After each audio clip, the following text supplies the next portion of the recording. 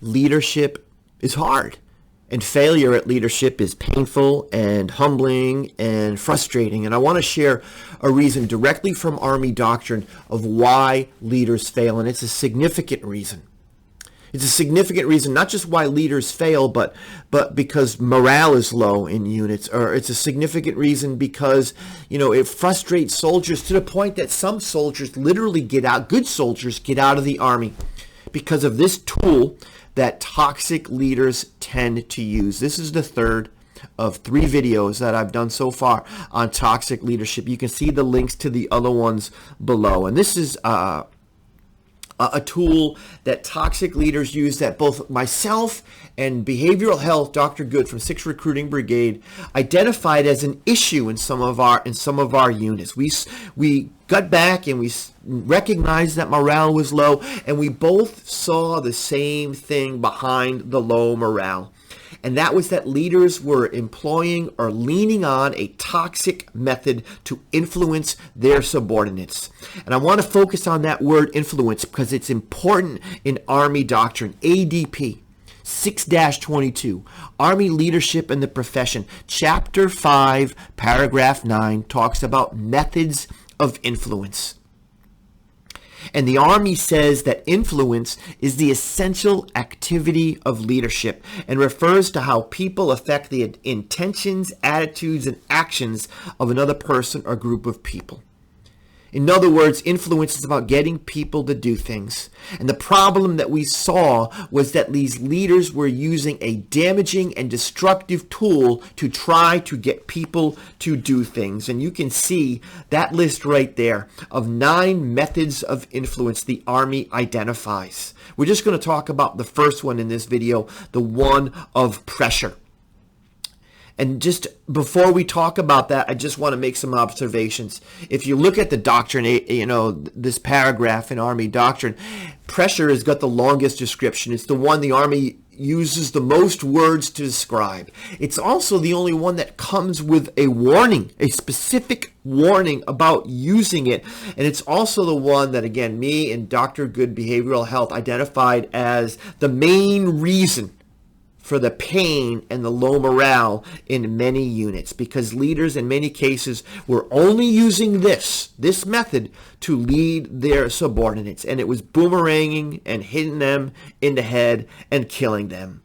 Using pressure as a method of influence inappropriately and in a wrong context is the reason why so many leaders fail. But yet I see it so often in young and inexperienced leaders. I also see it in old, experienced, and insecure leaders. It's just what they do when they need to get something done. Don't take it from me. It's what the Army says. And so I want to just show you, right now, Army doctrine about using the tool of pressure. First, defined. And I quote, pressure occurs when leaders use explicit demands to achieve compliance, such as establishing deadlines for the completion of tasks and communicating negative consequences for those not met. In other words, pressure means I will punish you, I will crush you, you will stay late, I will counsel you. If you don't do what I say or produce in the way that I want, there's going to be negative consequences. You need to get this done or else. Don't let me catch you do this or else. That's the use of pressure. And the Army says that there are 2 contexts which it might be an acceptable use.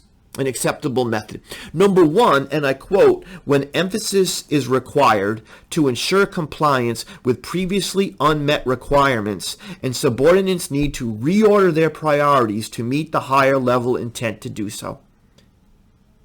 That might be a word salad there, but basically what it's saying is when there's a history of noncompliance, when there's a consistent underperformer, when somebody's got this trail of not getting the job done, then you can use pressure. So when you've tried other methods, you can lean into pressure. And I think that's appropriate. Makes sense to me. The second context in which pressure might be an appropriate method of influence is in combat.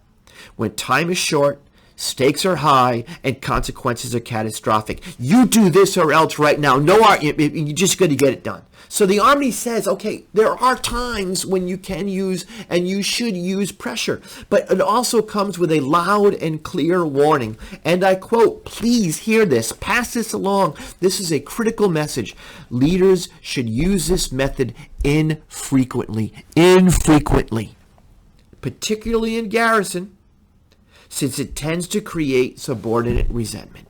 So the Army is very clear, saying, be careful in using pressure as a means of influence, because it will or tends to create subordinate resentment. But it doesn't stop there. It continues.